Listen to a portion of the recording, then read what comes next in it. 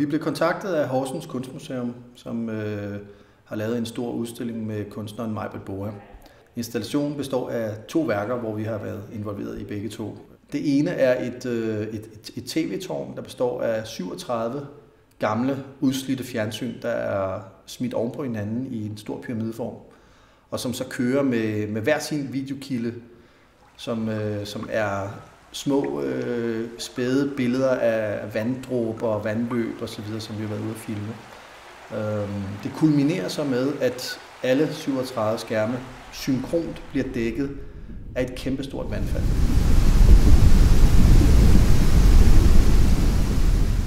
Det andet værk er en stor swimmingpool, som publikum ligesom kan gå ind i, gå rundt på bunden af en swimmingpool, lægge sig ned.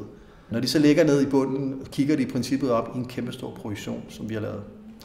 Den her projektion er lavet med 4 projekter, fordi ellers kunne man ikke lave så stor en projektion på så kort en afstand. Og den består af nogle timelapse-optagelser af drivende skyer hen over en blå himmel.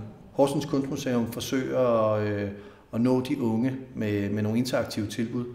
Og her har vi lavet en separat installation, hvor man via en touchskærm kan manipulere med kunstnerens værker. Man kan vælge imellem 3 forskellige temaer, så vejret inde i swimmingpoolen skifter. Pludselig kan forsvinde de blå skyer, og i stedet for kommer der et tordenvejr eller en varm solnedgang.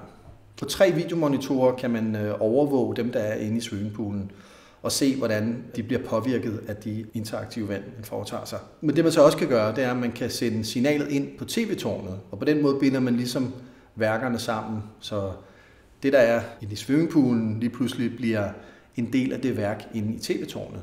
Og på den måde kan man sige, at man ligesom skaber en visuel kobling mellem de 2 værker.